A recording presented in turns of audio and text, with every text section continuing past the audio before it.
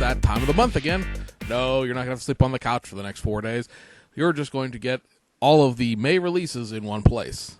For the noobs, this is, of course, where we take all of the releases for any given month, we compile them, compilation, blah, blah, blah, them into one video, and this, of course, for the May 2016 releases. Looking at this list of things, and it's a fairly decent list of things, the thing that strikes me about it is other than 2 kits that are modified reissues, every single one of these things is a reissue. There's literally nothing new going on anywhere in the world this month. So, you might save some money, or you might not, depending on if you have any of these things in original runs, or how the reissues hit you, I guess. So, starting here on the domestic side of things, because I start in the United States for the people who don't care about anywhere else in the world, because, the hobby just only exists here to some people. Revell is going to be doing one automotive release for the month of May, and that is the reissue of the 69 Camaro Yenko in the Fast and the Furious packaging. Nothing new about this kit that isn't in the original Yenko from the early 1990s or any of the subsequent reissues since then. Just a new box with the Fast and the Furious tie-in, which will probably sell them a few kits just from the people who collect movie memorabilia and things like that. You know, there'll be hundreds, maybe thousands of these kits sold to people who never build them, who just want to collect Fast and the Furious stuff. Also this month, while it's technically not automotive in the traditional sense, will be the release of the 1/12 scale custom chopper kit. I don't know anything about it. It's the wrong scale, and whatnot, since I don't do motorcycles, but I do know from just reading the info card that you're going to have a couple of different seats, a couple of different gas tanks on a chopper frame, and a couple of different wheel choices. Sounds like it's sort of a combination of a couple of the other chopper models they did individually put into one box, but it sounds like there's only 2 choices. It's not like all of them put into one box. It's just a couple of them. And then Revell of Germany will be doing their official U.S. distribution of the Lufthansa decal version of the Volkswagen Samba bus, the 23-window passenger van. We probably will not mention either the motorcycle kit or the Lufthansa van again, simply because, like I said, the motorcycle thing's out of our little realm of reality here, and the Lufthansa van literally is a straight-up reissue. The only difference is the decals in it. There's literally nothing new about it whatsoever. I presume there will probably be nothing new about the 69 Camaro either. It's just one of those kits that tingles a little bit to me because it's the one Camaro kit I don't have. I have the regular 69 Camaro. I actually have an original one of those. And then I have the convertible, and I have the Boulder Motion version. The Yenko version is the one that I don't have, and I really can't say why. So I'll probably pick one up just to complete my Camaro collection. Over on round 2, Lindbergh is going to be reissuing the 67 Oldsmobile 442. That is a 1990s Craft House Lindbergh kit, so it is one of the good kits, and I use air quotes because, let's face it, so much Lindbergh tooling is IMC, Palmer, Premier, all these horrible, awful things that they probably picked up for like pennies on the dollar, and for some reason they still reissue all the time. The 67 Olds 442 is one of the kits done during the 1990s run where the kits were actually pretty decent and were on par with anything that was being done at the time. Accuracy issues of that kit aside, it's a good kit if you're looking at Lindbergh kits, and you always have that sort of puzzlement over what's good, what's bad, and that kind of sort of thing. AMT will be reissuing 2 things, and they are a parts pack of the what they're calling the 1970s motorcycles. These are like the dirt bikes. I believe they're supposed to be Yamahas, but they're not branded that as anything. That were in the back of pickup truck kits from that era. There'll be 2 of them, 2 whole bikes. They're the same bike. It's just sort of 2 parts trees of them. And they're making a big deal about the first time these have been available in a parts pack. The reason that these are sort of, significant, I guess you want to say it, and against a motorcycle thing that we're not really into, is the fact that the tooling that the pickup truck gone. It's parked in an annual someplace. I think they were either in the Chevys or the Dodges. I can't remember which one right now, and I didn't write it down.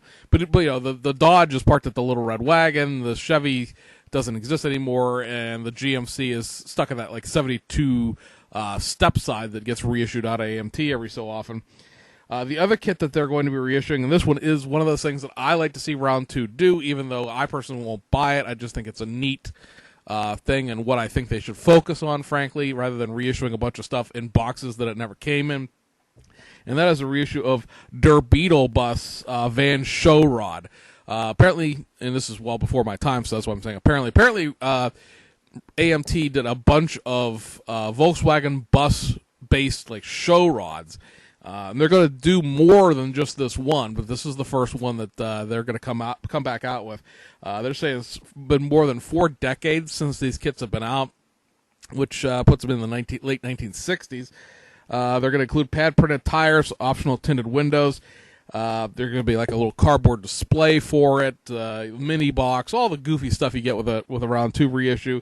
And there was also going to be a tie-in to Nestle, because I guess they got a Nestle license now, for Fun Dip and Sweet Tarts, even though, of course, that has nothing to do with the original kit. But, hey, you paid for a license, you might as well use it. Over on the MPC side of things, there are 2 reissues there.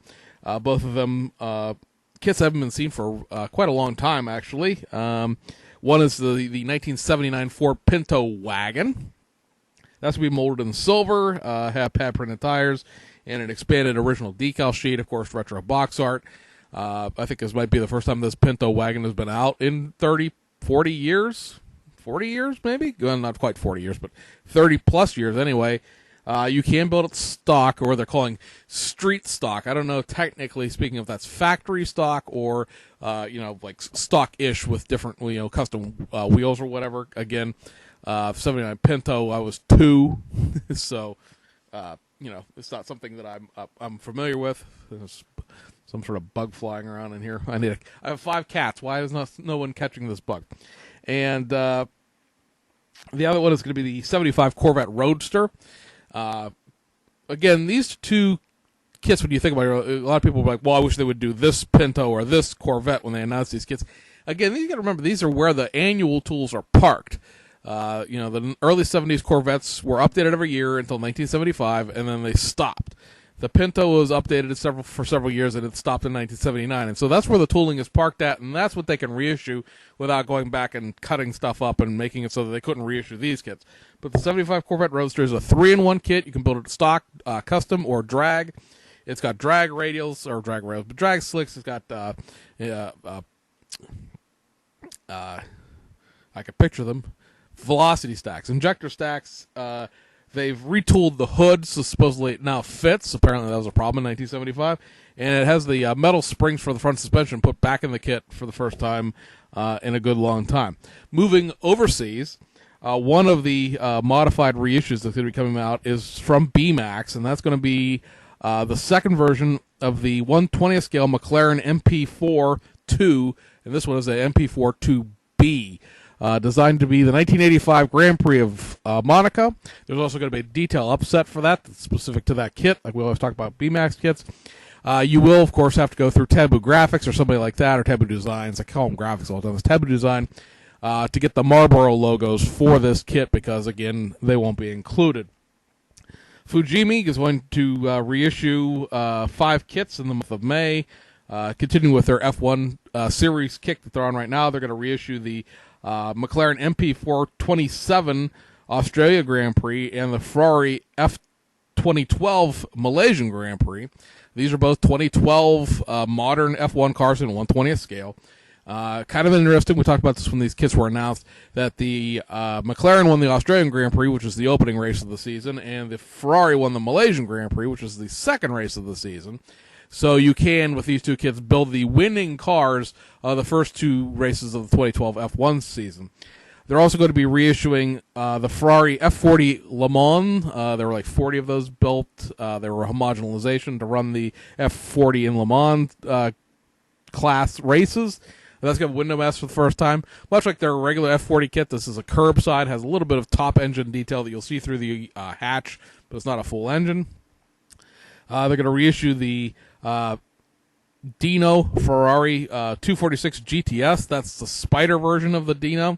That's going to be the real sport version, which means it's the curbside version with all of the stuff taken out of it. It's not the Enthusiast series.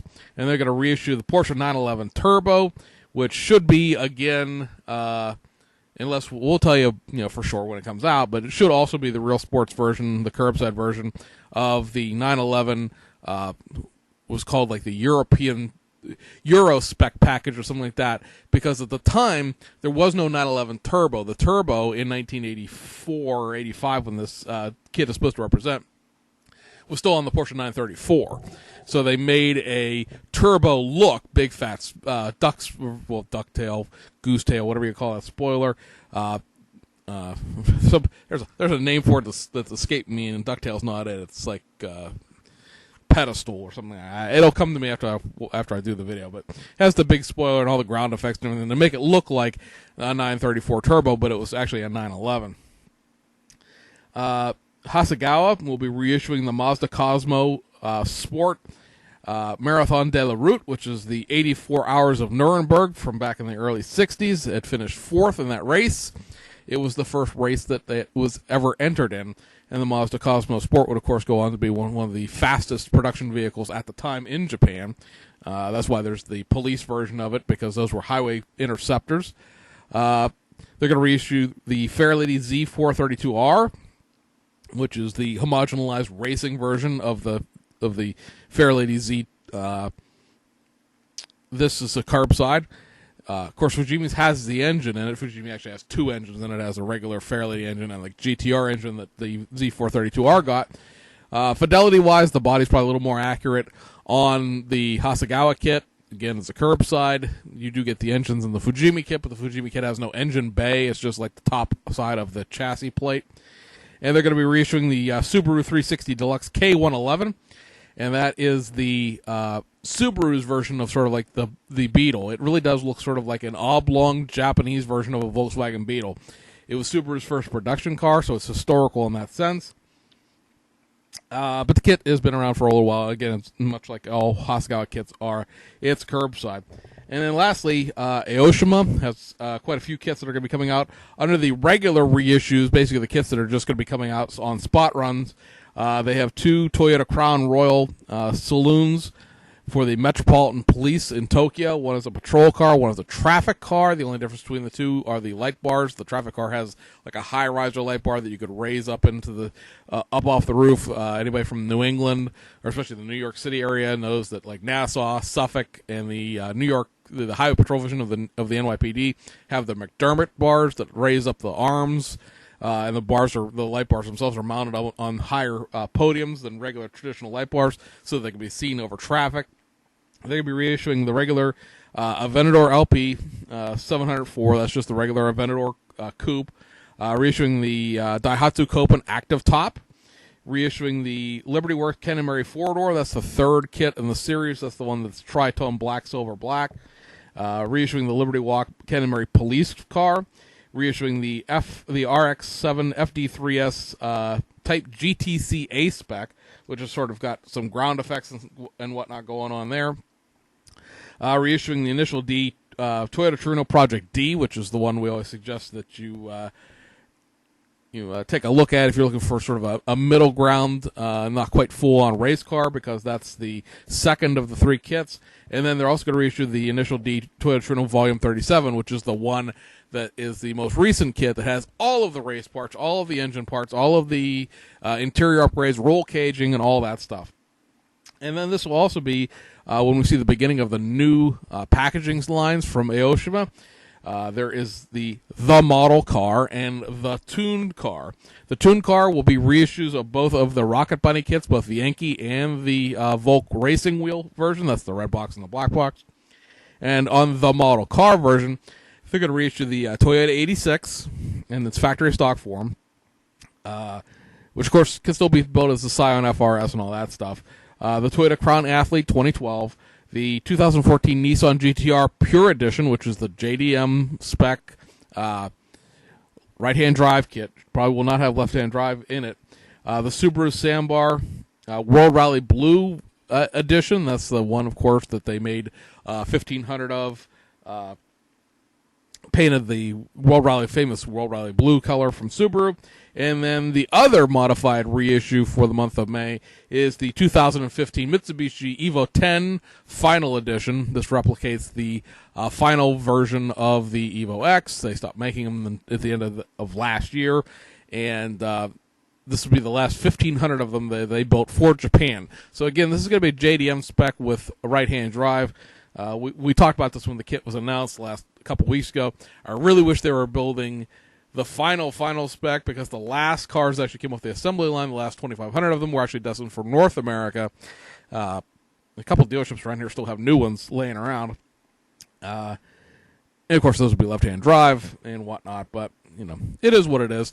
I just wish that the tooling was done for the right-hand drive, because the right-hand drive parts for the Evo X are literally 3 parts.